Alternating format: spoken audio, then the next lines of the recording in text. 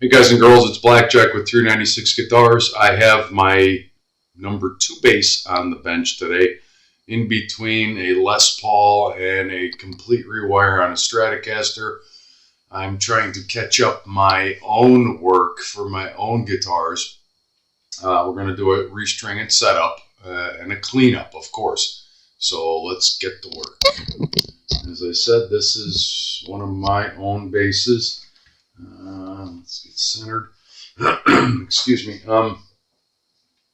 This is my number 2 bass.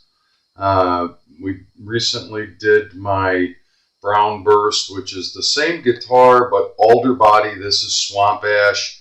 It's a little bit lighter than the other one as far as weight. All the same electronics. It's a Warmoth body, but the Warmoth neck that I originally had on this I didn't care for, and I wanted to have a P bass. So, and I didn't come up with this idea myself. This is actually a MIM P bass neck, made in Mexico, roasted maple, and it's clear coated. The entire fretboard and neck is clear coated. Not a big fan of that, but I got to tell you, this bass is so stable and it plays. It is my number, I don't like to call it my number 2 because I played both of them equally. This one I tuned to 440 pitch. The other one I keep detuned. If I have to do drop D, this is the bass that I use because it's got a little more tension on it. But I set the neck relief up to 440 pitch. Refer to my other video, my Brown Burst. But I put a P bass on this. I don't really care for a P bass tone. I've seen PJ, you know, of course there are PJ setups where you have, you know, the neck or the bridge pickup is a jazz bass, and then you have the P bass. But it's the P bass body that I don't care for. But every once in a while, I like that honking wider neck profile. It's got more beef to it, and the sound is different. But even between this J bass, I call it my precision bass, but it's really a jazz bass with a P bass neck. The tone on the other one is for certain things, and the tone on this one is for certain things. But like I said, I love both of these instruments. These are my number 1 and number 2, or number 1 and 1.5. So let's get to work. Interesting, when I built this guitar, I had to put 2 string trees on this, and you don't ordinarily see that on a bass, but I was getting open E, open A buzzing, and I had to pull down, get that break angle correct, and that was the reason why. So some of you might notice that and make comments, but that's why. And I have seen other people do this. I have seen other basses with that on there, and wood is wood, and necks are all individual. So this particular neck, when I put it into this and put this guitar together, and as I said, I've had several different necks on this body. I love this body. Swamp Ash, Warmoth, their products are unbelievable. I have same pickups that I have in my Brown Burst. These are quarter pounder Seymour Duncans, and they are honkers. You know, I tried 2 different necks before I landed on this one, and I just said, let me order a Mexican neck and see.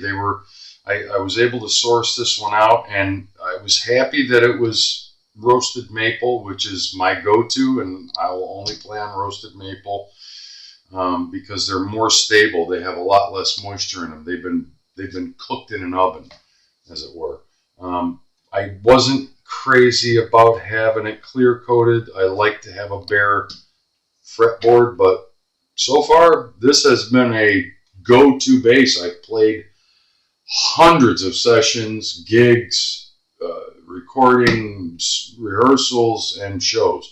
Love this bass. So let's get to work. String of choice, that's what I use. That's a personal preference. You do what you want. But I highly recommend them.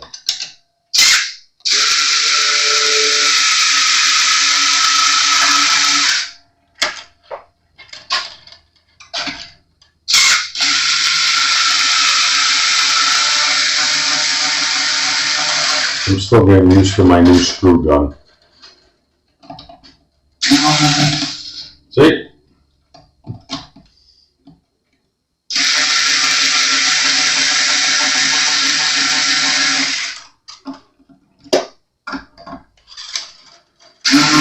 Not crazy about this. This is super hard. I think I'm going to get the Music Nomad one. It's softer. It's basically the same configuration. It goes in, but this one's hard plastic. The other one is soft and pliable, and it seems to be more agreeable.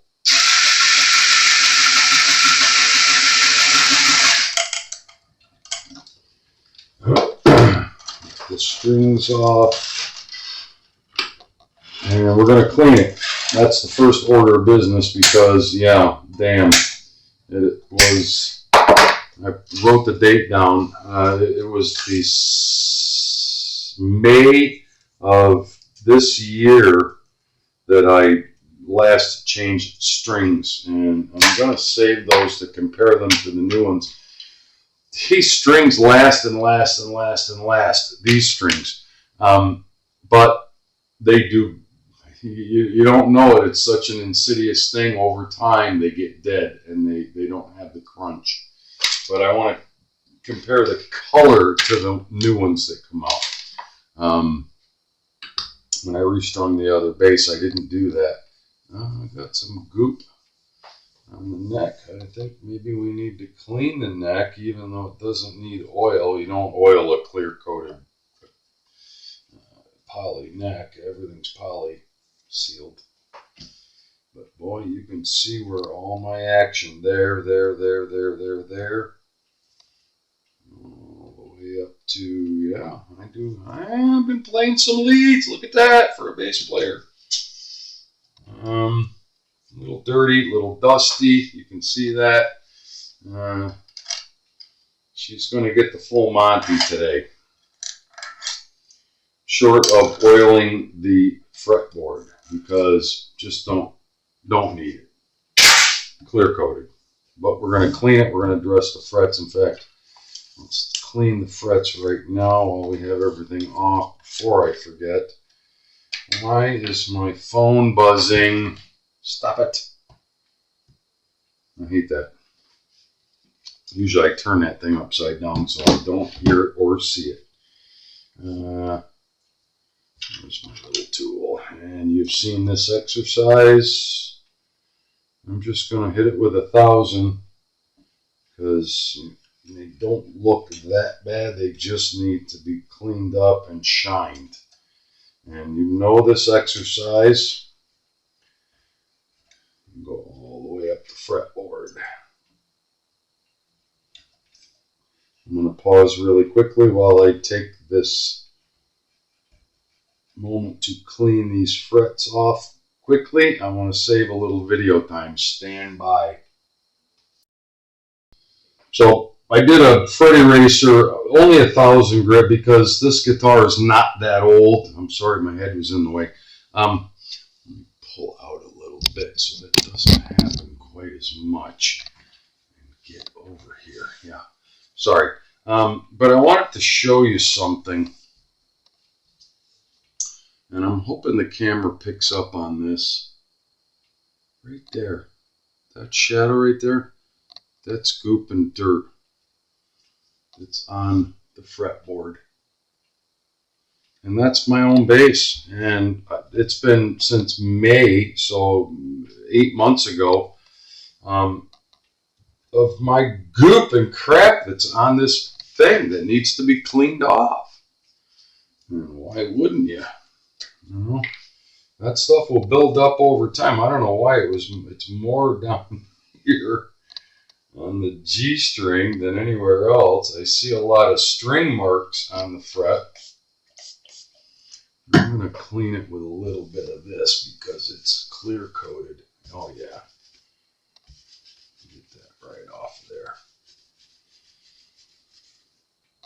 Again, because it's clear coated, I'm not going to put any oil on this neck. It would be just wasted. Oil is for bare wood. Amazing how much goop was on there. And I never looked at it recently. I've been playing this guitar going on a year now, and I haven't noticed any of that. Yeah. So we dressed the frets and cleaned the goop off of the neck.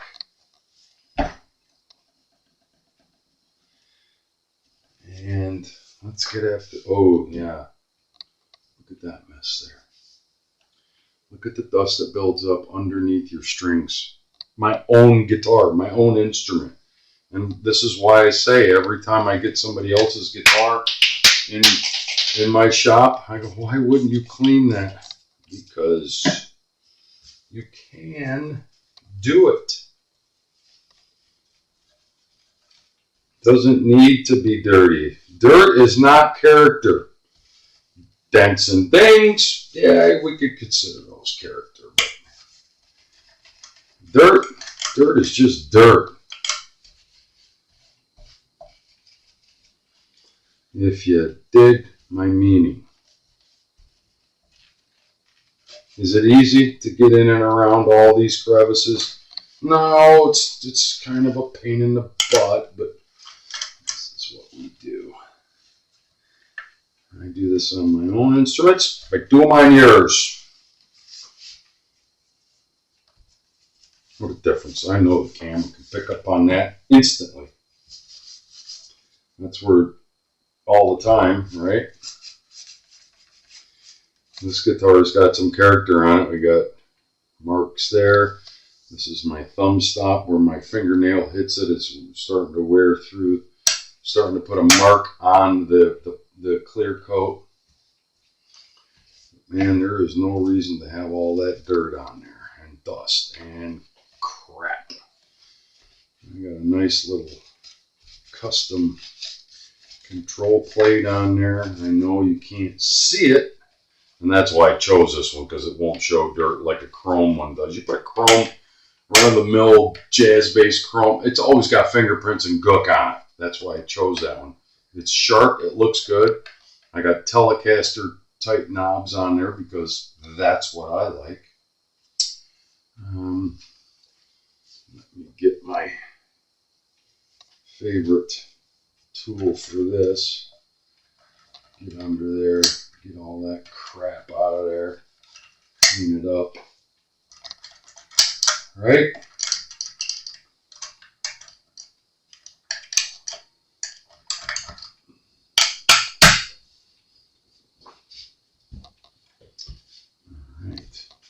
That side's done. As done as it can be without taking everything off, and I'm not about to do that. This is a player. This guitar is a player, not a wall hanger.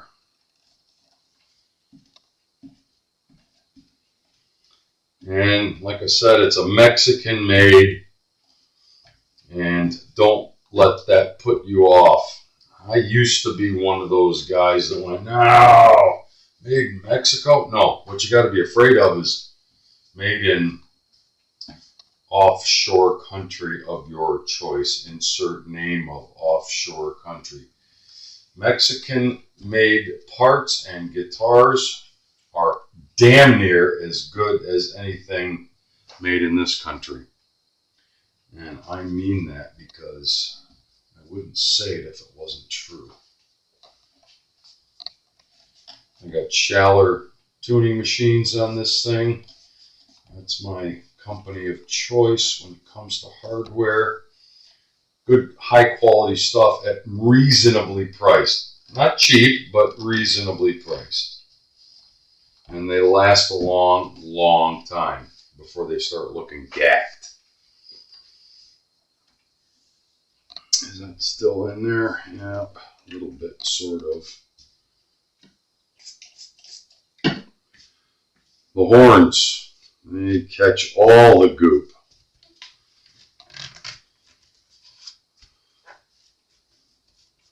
Get down in there and clean that stuff. Wipe it and dry it.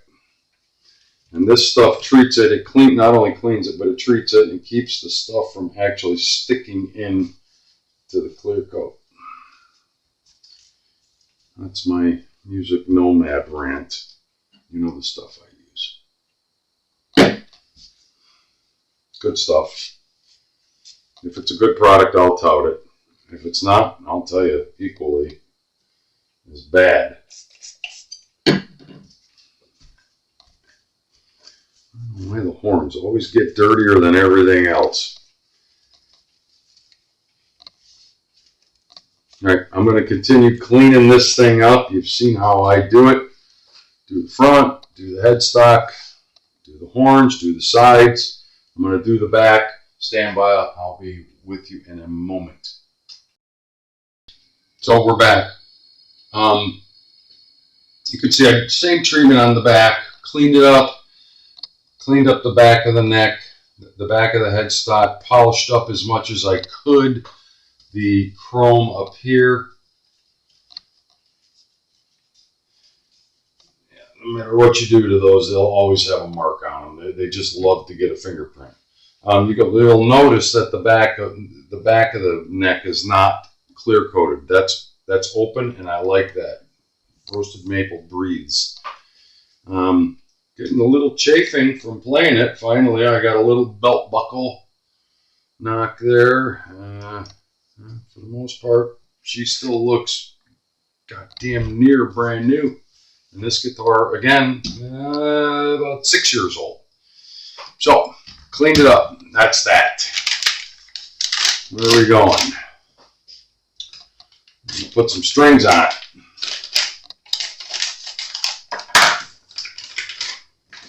I wanted to compare the color, just for shits and giggles. Sometimes the color will tell you everything. I don't see a whole lot of difference. That's why I love these strings. They don't get gacked up, but they are old. They need to be changed. In fact, they went longer than I usually go. I'm a every 4 or 5 months guy. Those are, I think, 8 months on those. We got the E string. I love bass. I'm a bass player. You can always look at the thickness of the string and you'll know exactly where you're at. Right? You follow? These are a little bit of yarn on the end of them. So everything's cleaned up. We dressed the frets. We cleaned the board. We don't oil this because it's clear coated, as I said.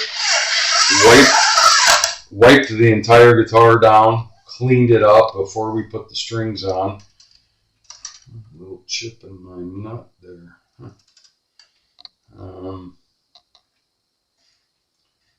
On these type that go down in, I usually go a whole peg and a half and then cut it.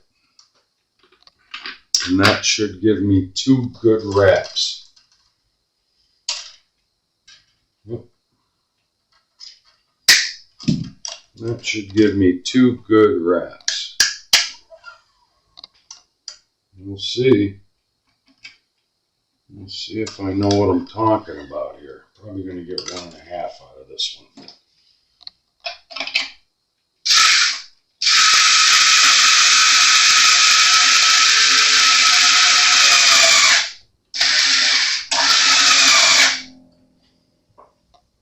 Got 1.5. And as I always tell you guys, I use the type of Fender bridge that you can move your string laterally. I like to split the pole pieces, the magnetic poles in the pickups, and get my string spacing exactly perfect. I'm going to split those 2 poles right there. And I know that on this bass will give me exact string spacing if I use that measurement. If this was a new build, that's a different story. Next. is it? EA. What did I do? I threw away my, I'm pretty sure A is blue. God, I can't trust my eyes anymore. Get off of there.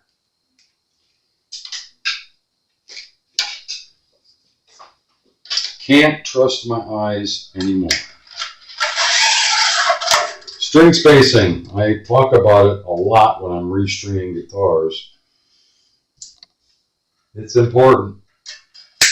Once you get it to where you like it, do it the same way every single time.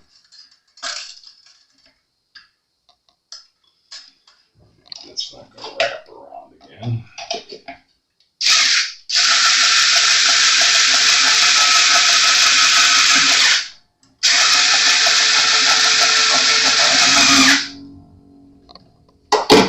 Once again, see that one grabbed exactly over one. Yep, I like that. See? Here, I'm sure the camera's picking up on that, but this is what I'm looking at right here. I want that string to split those magnetic pole pieces. Let's put my favorite Fender tuner on here and see if that works on this bass. So it's got a full battery, it's rechargeable. Ooh, a little sharp.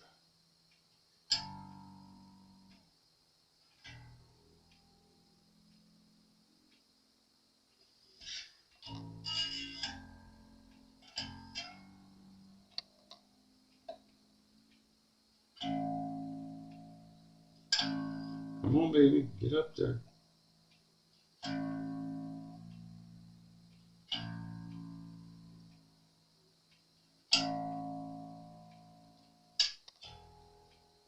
I like that. Next. A D. D is white. If you guys are with me on this, I'm trying to get the whole thing in here really quick. In fact, I'm going to stop while I get these last two on because I want to go through the setup with you. Okay, so we got the other two strings on there. They're locked into the string trees. Got the spacing exactly where I like it. And it may not look exactly straight here sometimes, but that's why they put those grooves in there so that you can move the string laterally a millimeter that way, a millimeter this way, until you get exactly where you want to be. This is what's going to give you the best sound. You're lined up right on your, and trust me when I tell you, these two pickups are aligned dead on, balls accurate. Look it up, it's an industry term. Get it tuned to pitch.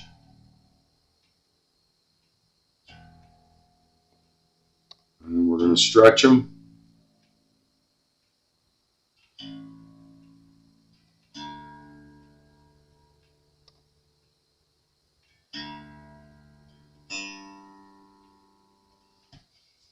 Just like a guitar, you're going to stretch them a little bit. That's pre-stretching them. It'll take a couple of days on a bass. Big, thick, honking strings. But I'll tell you, once this bass gets settled, you got to throw it out a second-story window to make it go out of tune.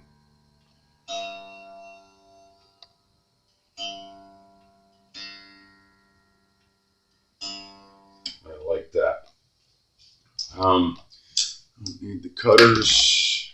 Let's check our neck relief. I'll be surprised if it changed, but it's possible.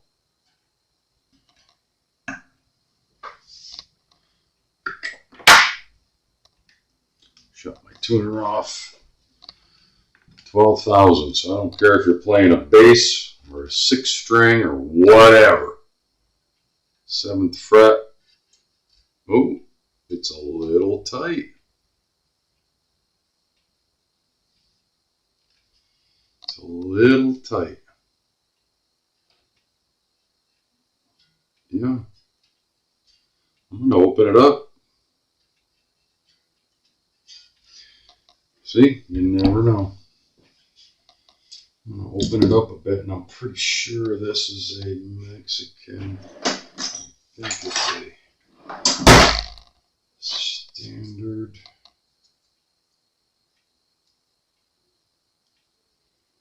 I'm pretty sure. Let me look in there. No, I'm not going to guess at it. I don't remember.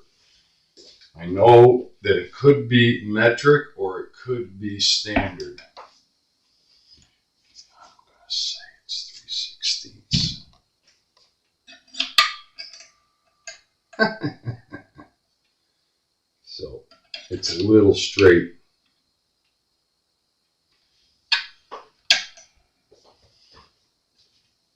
As you're looking down, wherever the truss rod adjustment is, whether it's here or down here, as you're looking at it, left is loose, right is tight. Tight will give it a back bow. Loosening it will give it more relief. So we need to go to the left. It's a little tight. Yeah, and I heard it just release. I'm going to guess that's probably all it needs. I'm surprised that that needed to be adjusted. Might have finally found something wrong with this Mexican neck. Beautiful. Actually, as soon as it released, I heard it go clunk, clink. Yeah, it went too far. We gotta give it a little tension now. Yeah, that's how truss rods are. Be careful. I only turned it not even a quarter of a turn, maybe an eighth of a turn. I'm going to give it a 16th of a turn and see if that pulled it up. Sometimes all they want is a little tension on them.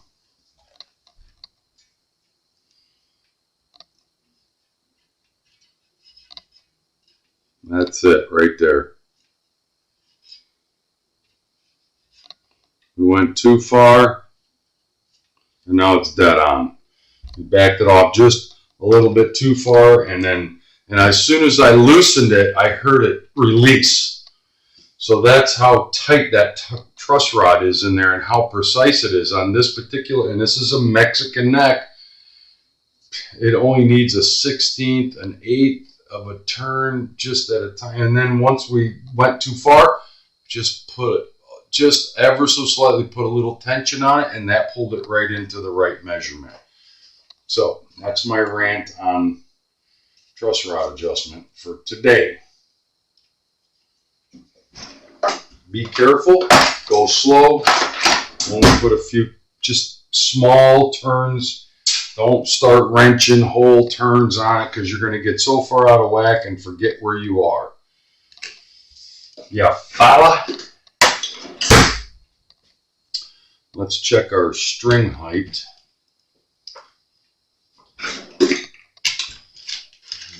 Gauge our string height.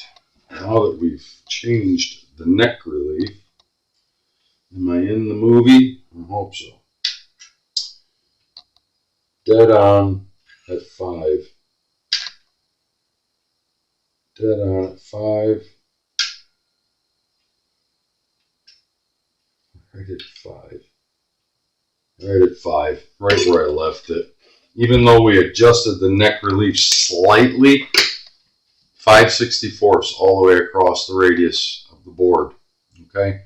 The last thing I want to check, and I think I forgot to put this in the video the last time on my other bass, is pickup height, which should not change unless the guitar fairy jumped in my window overnight and started messing around. I think we're good. I'm going to put that one down slightly. When I say slightly, I'm talking about maybe an eighth of a turn. Much better. I like that.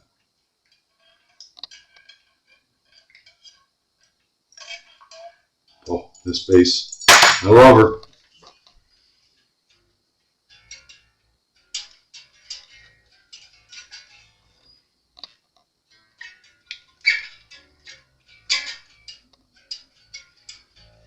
Let's see what it sounds like in the amp.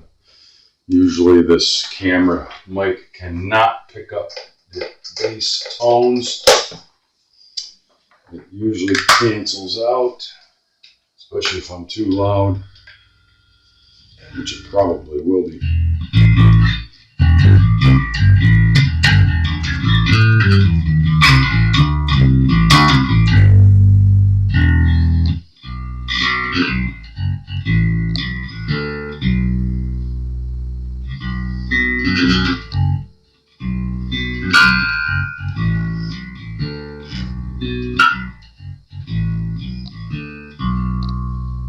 I knew my strings were getting dead when I kept opening up my treble, opening it up and opening it up to the point where it was all the way open. Now, the strings got a lot more brightness to them.